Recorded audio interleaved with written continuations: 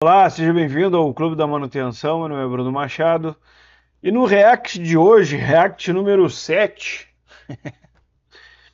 a gente vai falar sobre bola de cristal na manutenção. Algumas pessoas acreditam realmente que é possível prever falhas, né? Eu já fiz alguns vídeos dizendo que a manutenção preditiva não prediz falha, né? Não da maneira como gostaríamos que fosse. Ela ajuda, obviamente, a identificar defeitos e o estado do equipamento, mas obviamente ela não vai dizer quando ele vai falhar, né? E tudo e qualquer coisa que queira nos dizer quando alguma coisa vai falhar vai ser uma inferência estatística passível de erro. Então a gente vai ter uma probabilidade, né? Mas não uma certeza. Legal? Legal. Bom, se isso já não fosse ruim, né? Acreditar que a manutenção preditiva prediz falhas realmente, né? Bom, vai falhar daqui a 2 semanas, vai falhar daqui a 15 dias, né? Esse nível de precisão. Se já não bastasse, né, isso, né, que é um engodo, né, que é muito mais uma propaganda do que de fato algo técnico, a gente tem mais um, que é a previsão estatística. Uh, Baseado na análise de Weibull. E aí, é, eu me deparei justamente com essa publicação hoje, né, que diz assim: você de manutenção, tem bola de cristal? Essa é a pergunta aqui do nosso amigo. Bom, né? Bom, acho que não, né? Ninguém tem, né? Se tivesse aí já tinha vendido, já estava bilionário em Mônaco, não estava aqui viajando, né? Mas então vamos lá, né? Vamos à ideia aqui, a ideia de bola de cristal, né? O que é uma bola de cristal? Uma bola de cristal é aquilo que a gente serve para prever o futuro, né? Uh, é engraçado isso, né? Como se uma cartomante fala que vai prever o futuro, a gente debocha dela, né? Só que se um engenheiro fala que vai prever o futuro com uma fórmula matemática, as pessoas acreditam, né? Que louco isso, né? O que muda? Tu consegue contar muita história com fórmula matemática, né? Porque ninguém nem entende a fórmula, também não entende o que tu está falando, e no final das contas acaba acreditando para não dizer que é burro, né? O cara não acredita, isso aí não acontece, né? Tu que é burro, né? Às vezes tem esse argumento aí, né? A pessoa tem medo, tem vergonha, né?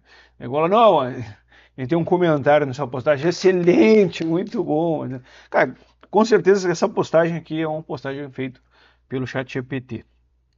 Ela não é uma postagem escrita por um ser humano, né? Eu vou tentar identificar algumas coisas aqui, né, que faziam acreditar nisso. Vamos lá. Imagina que você tem uma máquina como um motor e quer saber quando ele pode quebrar. Ou então, você tem um equipamento que exerce papel fundamental na produção e se pergunta: quanto tempo ele vai durar antes de precisar de uma grande manutenção? Aqui já identifica, né? Bom, aqui a gente fala quebrar, aí aqui a gente fala grande manutenção. Seria manutenção corretiva, né? Seria manutenção breakdown.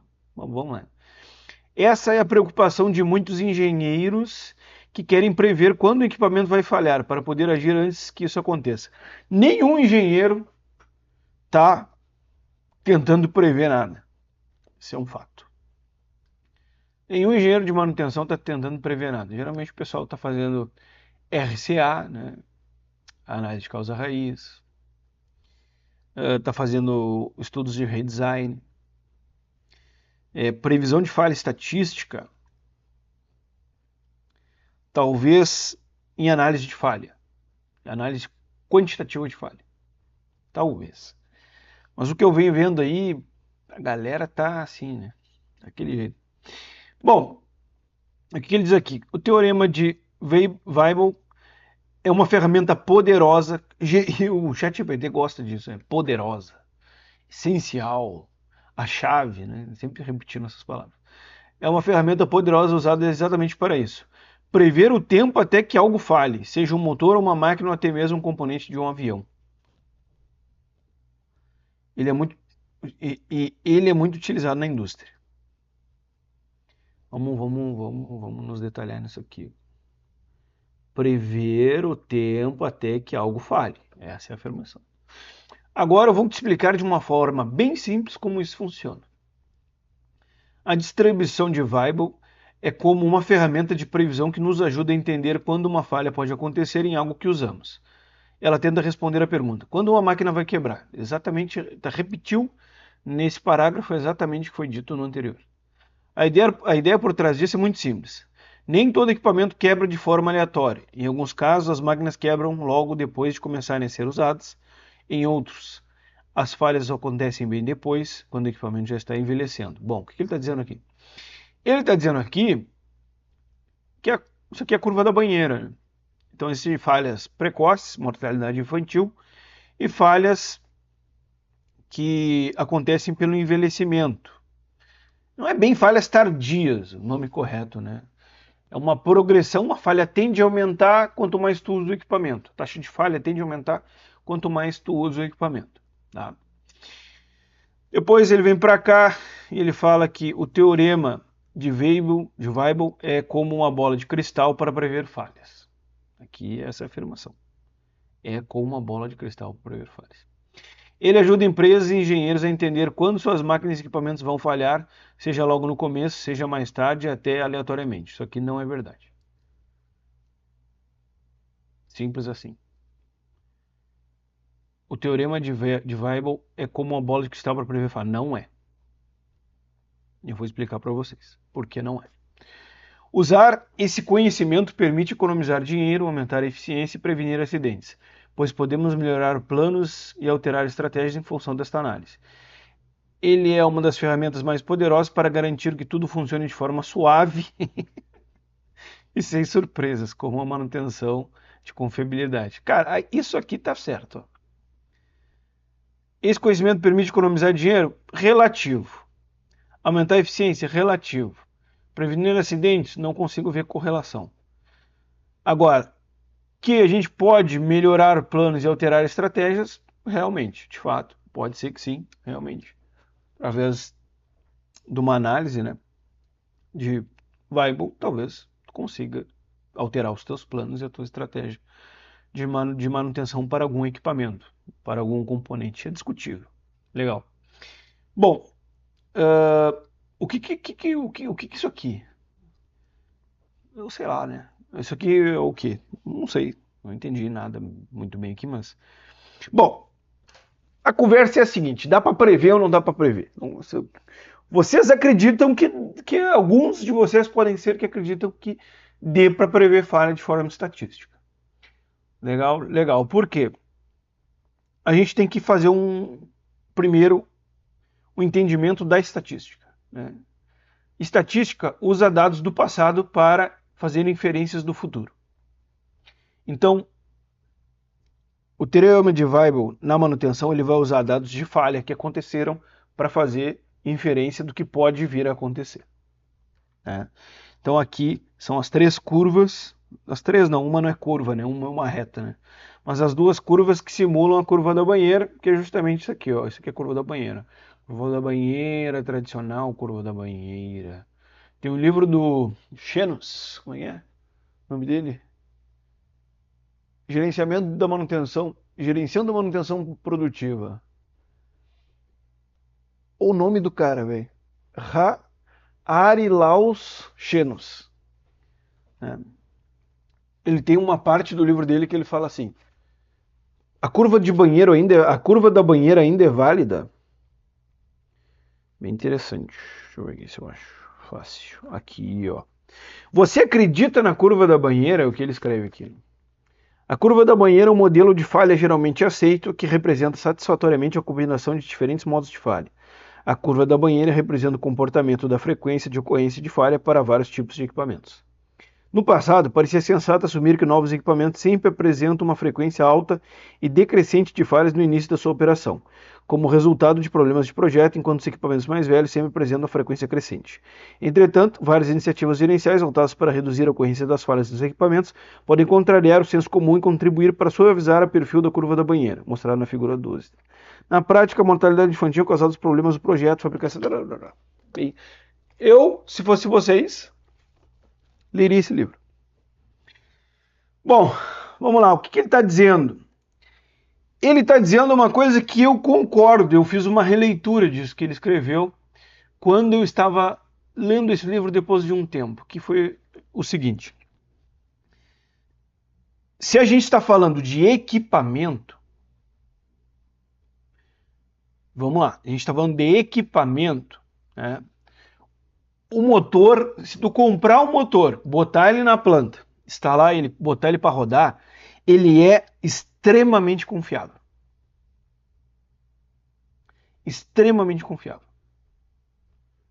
A chance dele falhar, olha, é muito próxima de zero. Se tu comprou um motor bom. Né? Mas o que a curva da banheira nos diz? Ela nos diz que as falhas de mortalidade infantil acontecem por erros de projeto, etc.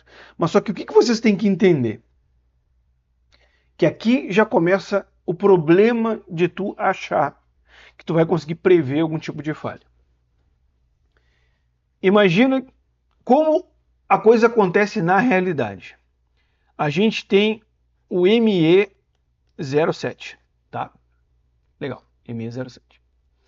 Então, algumas pessoas vão usar o exemplo do motor, etc. Um motor, o ME07, né, ele é um conjunto de componentes. Não é o motor para manutenção, ele não é um motor. Ele pode ser para operação. Para manutenção, o motor ele é uma soma de indutor, de induzido, com eixo, com retentor, com rolamento frontal, com rolamento traseiro, com ventoinha, com carcaça, né? Bobinado, e etc, e etc. Seja lá mais que o motor tem. O acoplamento, às vezes a gente coloca a comporte do motor, ou não, depende, né? Então, quando tem falha no motor, nunca é a mesma falha. Então tu tem um motor, e olha que vocês vão começar, eu acho que eu não sei se eu vou por esse lado para explicar isso, mas... Bom, eu vou voltar para cá, tá? Eu quero que vocês... Peço desculpa. Vou voltar para cá e tentar explicar como se chega nessa curva e depois eu volto para cá, tá? Vamos lá. O que é isso aqui? Isso aqui são as curvas da banheira que eu estava falando. A vermelha é a curva que representa que a taxa de falha aumenta conforme o tempo passa. Então aqui no eixo X a gente tem o tempo de operação e no eixo Y a gente tem a taxa de falha, tá? Então a curva vermelha, quanto mais o tempo passa, mais a taxa de falha aumenta. Legal? Legal. A curva azul, quanto mais o tempo passa, menos falhas eu tenho. O que isso significa?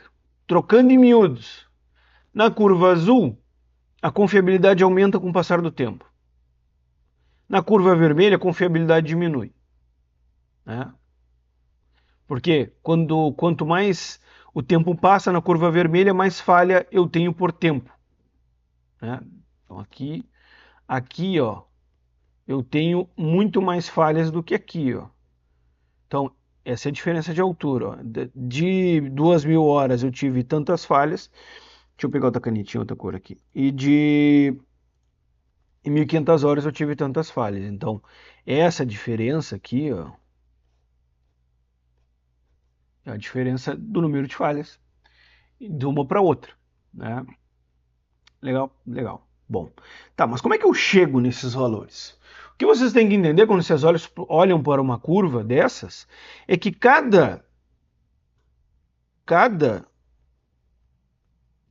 essa curva ela é formada por pontos.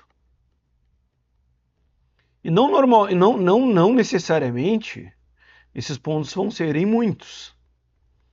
né? O que a gente está vendo aqui é um parâmetro de forma. Que forma? É justamente a forma da curva, né? Se ela é decrescente, se ela é ascendente. Então, na distribuição de Weibull, Weibull, quando beta é menor que 1, eu tenho falhas iniciais, né? Quando beta é igual a 1, eu tenho falhas aleatórias, que é a verde, tá?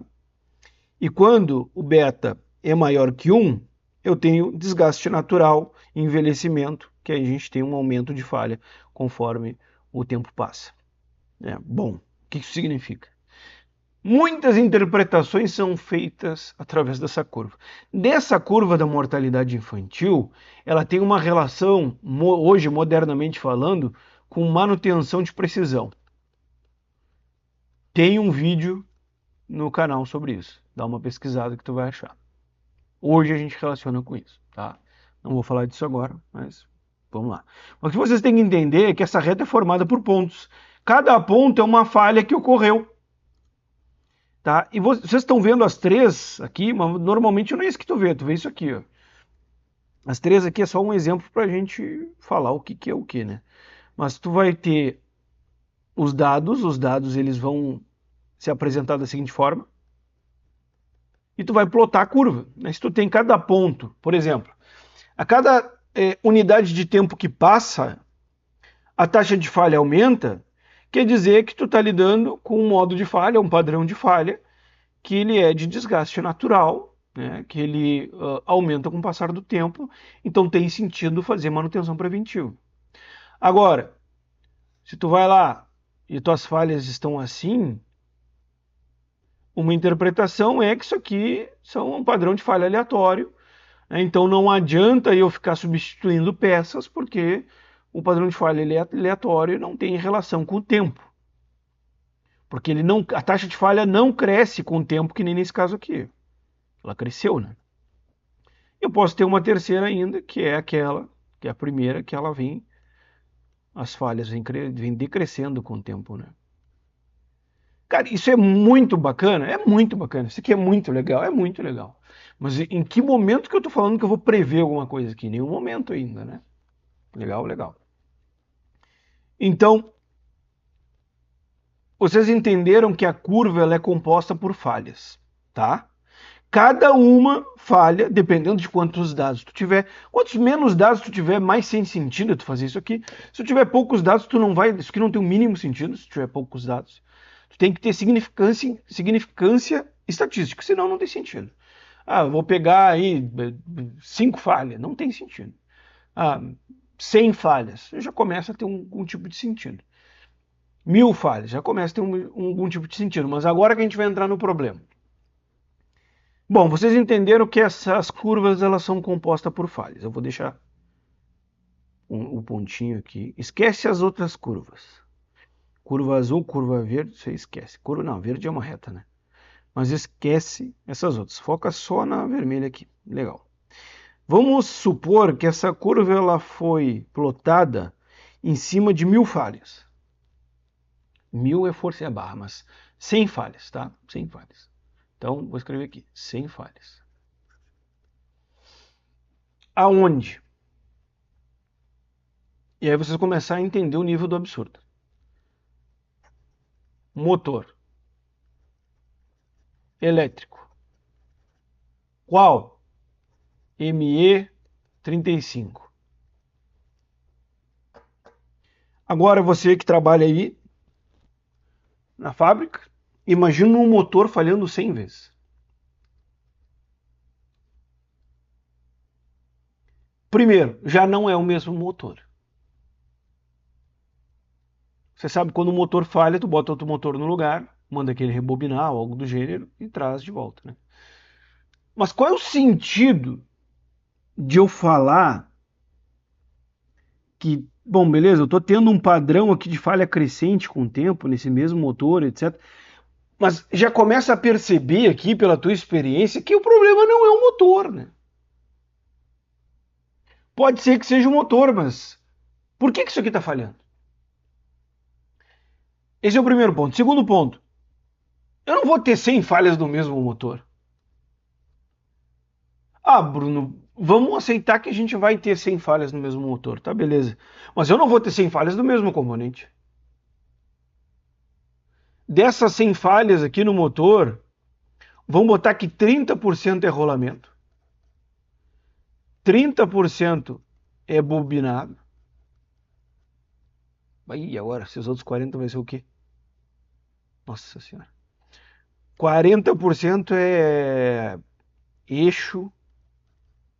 Não, minto, para. 20% é eixo e 20% é ventoinha. Tô forçando aqui, né? O padrão de falha de um rolamento, de uma bobina, de um eixo da ventoinha são completamente diferentes, eles não são iguais.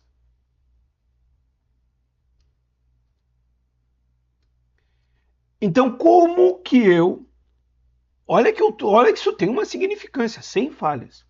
Elas são em um equipamento, como eu estava falando lá atrás, que eu pedi vocês me esperarem, né? Um equipamento é um conjunto de componentes. São vários componentes. Vários componentes. E o que falha é o componente.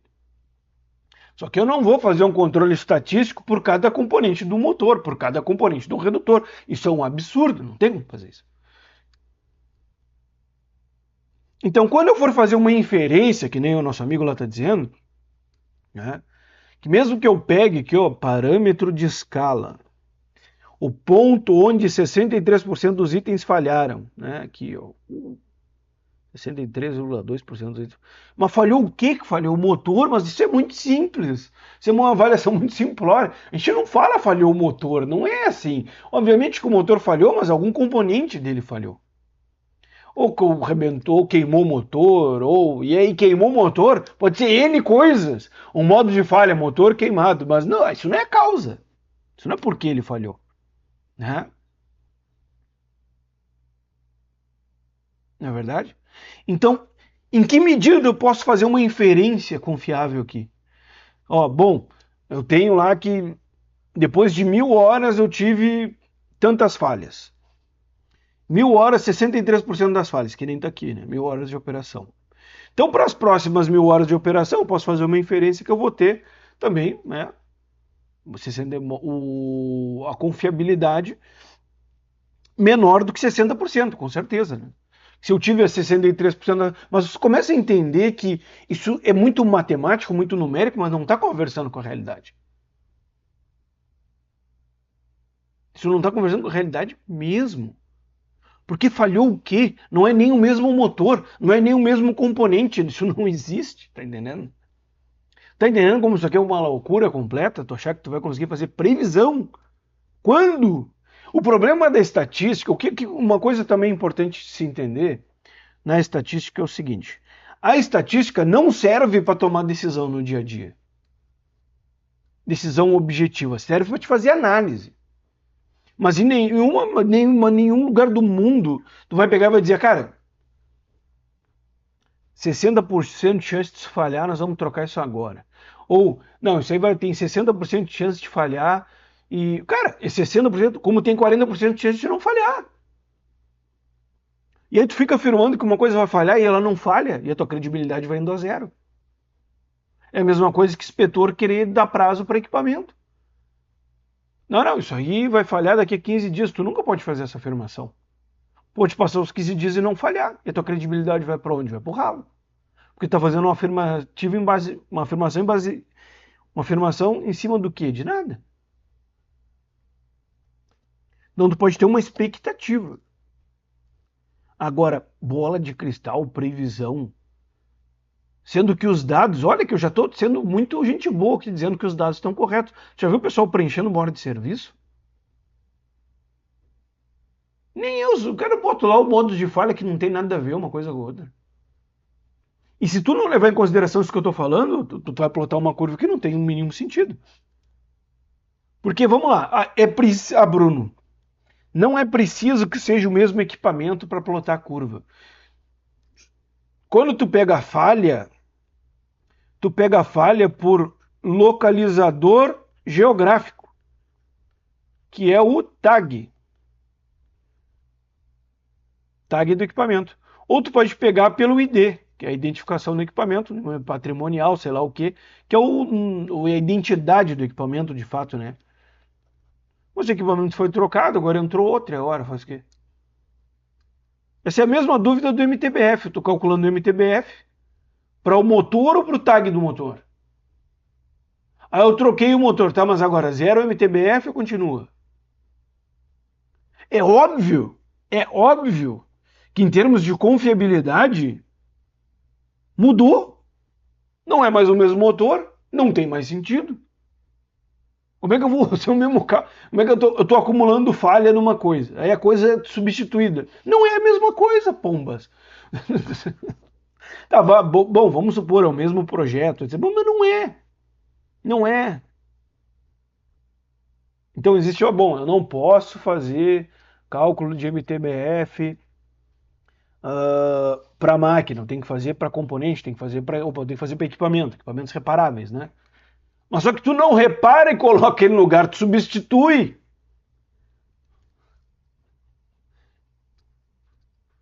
Eu não sei se estão entendendo isso que eu estou falando, mas... E aí, tô aqui há 26 minutos, quase meia hora. A gente nunca pode esquecer que a gente está lidando com dados de falha. Então, isso aqui já é uma análise reativa. Eu compilei dados que aconteceram no passado, as falhas que aconteceram no passado, e vou fazer um julgamento, uma inferência para frente. Bom, o que pode acontecer é eu ter um perfil de falha aleatório, um perfil de falha de desgaste natural, que aumenta com o tempo, etc. Né? E para mim traçar um perfil daquele componente, ou daquele equipamento, ou daquele negócio que eu estou olhando, né? E é para mim entender assim, bom, por exemplo, aqui eu vou usar uma coisa que tem sentido. Corrente de arraste. Perfil de falha da corrente de arraste é desgaste natural. Quanto mais tempo tu trabalha com ela, tende a aumentar a taxa de falha. Né? Então, a taxa de falha aumenta quanto mais tu trabalha com ela. Então, tem sentido eu fazer uma manutenção preventiva com base no tempo. Bom, eu identifiquei o perfil de falha, né? Eu plotei o perfil de falha desse tipo de equipamento, e aí eu entendi que tipo de estratégia de manutenção tem que usar. Pô, aí tu fez um uso perfeito dessa ferramenta. Né? Perfeito, perfeito. Uso perfeito mesmo. Eu queria um estudo que eu fiz uma vez, eu vou trazer isso para vocês, para tentar identificar uma coisa assim, ó, que é o que eu percebi, né, junto com o meu analista na época, a gente discutindo. A gente compilou alguns dados de operação, de carregamento de navio, e via que tu tinha, assim, quanto mais horas operava, maior era o número de falha. Ok? Mas eu não estava analisando equipamento, não estava analisando componente, eu estava analisando operação. É diferente. Né? Então não era para mim fazer inferência, eu estava querendo entender aquilo. Então quanto mais horas eu operava, mais falhava. Mas tinha algumas falhas que sempre ocorriam. Que essas falhas elas podem ser relacionadas à mortalidade infantil, no sentido de sempre quando inicia a operação essas falhas acontecem. Aí eu estou fazendo uma análise, um julgamento extremo. Eu nem usei, nem plotei curva nenhuma, mas assim, eu estava com a curva da banheira na minha mente quando eu fiz essa análise. Então aí é diferente, cara. Aí tu está usando a coisa, de fato, para te auxiliar na tomada de decisão, na análise, etc. Beleza, tá ótimo, lindo, exatamente isso. Agora, eu achar que eu vou fazer isso aqui e vou dar uma bola de cristal para prever, que nem eu escrevi, bola de cristal para prever falhas, não existe isso, cara. Não existe como prever falhas. Como prever falhas, não existe isso. Prever o tempo até que algo falhe, não tem como prever o tempo até que algo falhe. Não tem, não tem. Parte do pressuposto da seguinte interpretação. Entrei na empresa agora. Posso fazer uma análise quantitativa de falha. Posso plotar, se eu for pegar sei lá, uma máquina, um equipamento, para ver que tipo de curva ele se enquadra. Mortalidade infantil, falha aleatória ou envelhecimento, né? Tá ok, mas aí se eu tomar ações, isso tudo vai mudar. Porque não existe uma naturalidade do comportamento. E aí é uma coisa importante vocês entenderem. Até eu vou voltar aqui para a cena. Entendam o seguinte, não existe uma naturalidade. Existe uma naturalidade no comportamento? Óbvio que existe, né? Vou reformular o que eu falei. Então, existe uma naturalidade no comportamento de falha dos equipamentos. Né? Mas essa naturalidade ela é poluída pelas ações da operação e da manutenção.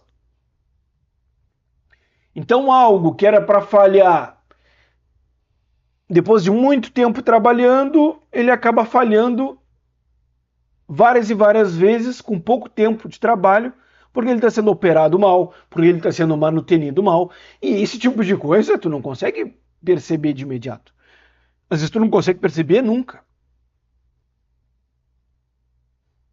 Então até a tua, e é importante entender, tu tá com números de falha, horas ali operadas, que às vezes tu não consegue separar, exatamente, tu não tem um dado fidedigno, né? Tu tá plotando curvas em cima de algo que tu não sabe exatamente o que aconteceu. Tu tá tirando conclusões, né, matemáticas, em cima de coisas que tu não sabe muito bem como foram registradas. Então, às vezes, tu pode chegar num dado incorreto. Baseado nisso que eu falei para vocês. Então, a natureza da falha, ela não é uma natureza que tu largou uma coisa no ambiente e, bom, agora eu vou identificar o padrão de falha. Não, cara, assim, é caótico. O padrão de falha ele é muito influenciado pelo uso. O uso errado gera falhas precoces, obviamente, né? E esse precoce não é que elas acontecem só no início do projeto, elas acontecem toda hora que a pessoa está operando. Se tu liga, tu já está sujeito a falha precoce. Toda vez que tu interfere no equipamento, ou tu vai ligar ele, tu já está sujeito a falha precoce. Toda vez que tu vai dar manutenção no equipamento, tu já está sujeito a inserir mortalidade infantil nele. Faz a manutenção errada, o equipamento parte e quebra. Parte algum componente falha. Compreende que a mortalidade infantil, a interpretação antiga de que mortalidade infantil, falhas de projeto, etc. Não, a mortalidade infantil está sendo inserida no equipamento toda vez que tu dá manutenção nele. Tu nunca viu uma equipe de manutenção preventiva ir lá fazer manutenção preventiva, libera o equipamento vai rodar e falha. Por quê? Porque a mortalidade infantil foi reinstalada no sistema. Então, o senso comum diz, time que está ganhando não se mexe. Por quê? Por causa disso. Tem medo que o cara vá lá, mexa e cause problema no equipamento. Então, no React de hoje, né, trouxe para vocês aqui uma coisa que vocês vão ver com frequência aí, né, nas redes sociais. Mas eu, Bruno Machado, gostaria de dizer para vocês que vocês nunca vão conseguir prever falha nenhuma de nada.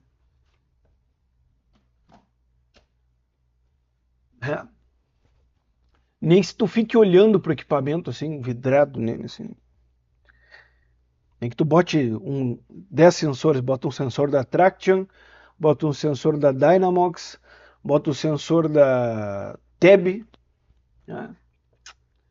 Da Profilube, aquela também, bota mais um ali. Ainda assim, tu vai ser alertado e ainda assim pode ser que falhe. Né? Ah, mas aí tu tá desestimulando. Eu não tô desestimulando nada, tô falando a verdade, a realidade. Gestor de manutenção que não tem tolerância à falha não vai ser gestor nunca, né? Não consegue controlar tudo. Legal? É isso. Espero que vocês tenham gostado desse React. Se inscrevam no nosso canal para não perder os próximos. A gente tem aula também toda semana, né? E a gente tem também os nossos podcasts aqui toda semana. E mais coisas estão por vir. Legal? Convido vocês a conhecer meus cursos, que estão no link na descrição. Até a próxima, valeu, um abraço. Tchau, tchau.